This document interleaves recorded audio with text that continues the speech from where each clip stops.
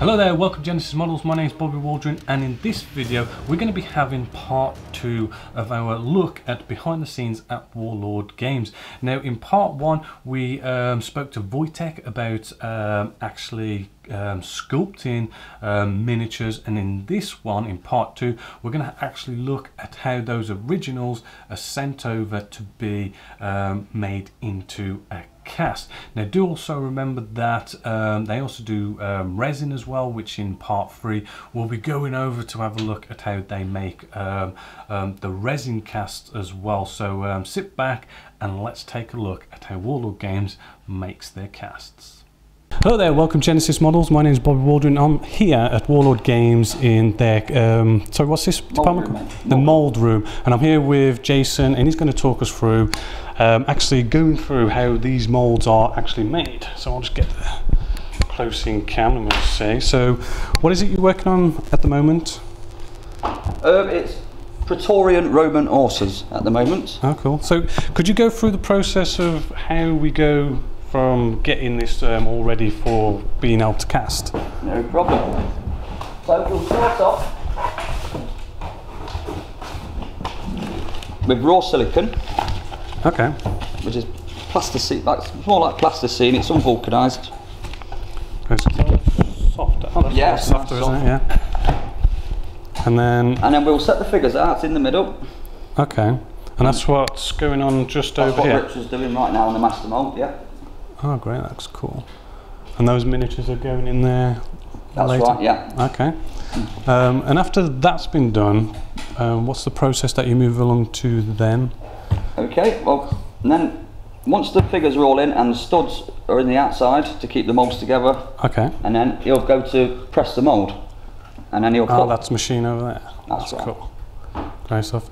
And what temperature does that machine go to? 100 and... Production is 170 degrees, and the master mould, the green silicon, is 85 degrees. Okay. Cool, cool. It's and then low temperature silicon, so it don't melt the masters. Great stuff. And how long does it have to be in that machine for exactly? Roughly about 1 hour 45 minutes to 2 hours. Okay, and then after it comes out of the machine, what process do we move along to then? Okay, once it's been in the press and it's for 2 hours, it'll be taken out, and then you'll open the mould up, which this one's already been vulcanised. So it'll come out like that in the press. And that goes the mould box. A lot harder then, doesn't it? It does. It vulcanised like rubber, like a car tyre. Yeah. And then you'll get a screwdriver in there, and then you'll prise it open. The two bits won't hopefully stick together because it's been telt to help it laminate. Great stuff. And then you'll take the figures out, and you should be left with a mould with all the cavities. Wow, that looks cool.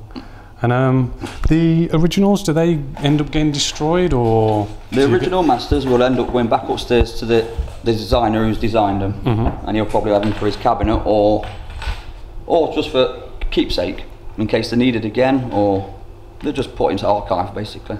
Oh, great stuff. Cool, cool. And what job are you doing right now, exactly? So I am cutting in the production mould now, so I've cut the hole in the middle for where the metal will go in for casting. And we'll see that later, actually. We're going to look at them. And now I've started cutting the feeds to the horses, where the metal will actually go into the horse. Okay. So, I'll cut one out for you.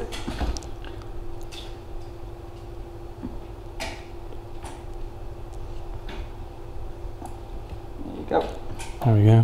So the metal feeds into that big hole. That's right. So the metal will go into that big hole once it's in the casting machine, and then you'll see where the metal will go into that feed. Okay. And then that feed will go into that horse. Oh, cool, cool. And then you say there's like an air thing that needs... That's right. So now the metal's gone in, the air there'll be air trapped in there because these two halves are joined together, so that'll be trapped in there with the top plate with casting on it. So once the metal goes in there, it'll be fighting against the air inside the cavity. So then what you'll have to do is do an outer vent around the outside and a side vent in between these horses, and then you can vent little bits off the end of his nose or at the end of his tail, anywhere on the points where the metal will be hard to reach. So you'll do a little vent there, and the actual vent will actually suck the metal to the tips as well. Okay. So not only will it let the air out, it'll actually drag the metal to the furthest points as well.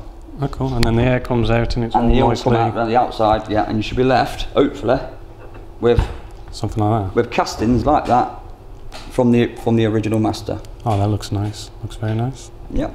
Cool, cool. This job, I mean, do you need like qualifications, or how did you get about getting a job like this? I started at Games Workshop. Most people actually started here at Games Workshop, and I was there for 18 years. Yeah, it's 18 years. At Games Workshop. Oh, yeah. Yeah, and I've been here for just over a year now at Warlord. But they virtually taught me to cast, mould make, and press moulds. Oh, cool. So you got quite a bit of experience in this role. Yeah, about 22 years in all. Wow, that's quite nice. So is it a good job then? Do you like the whole casting? And I like it, yeah. Oh, yeah. great stuff. I mean, it's different figures each day, and so it's always different. You're not doing the same thing, even though it's the same process each day. You're not doing the same figures each day. So cool, cool. What's the best figure you've ever done at Warlord? I don't know really. Romans are good. I like doing Romans. Ah, cool. The difference between Games Workshop is they do fantasy, where we do historic, and a bit of fantasy. Ah, cool. But it's mainly historic. Great stuff. It's been great actually seeing you, Jason. All right, mate. But hopefully you've enjoyed this nice sort of guide of how things are actually made here at Warlord Games. So until next time, my name is Bobby Waldron here at Warlord Games, and I hope you've enjoyed.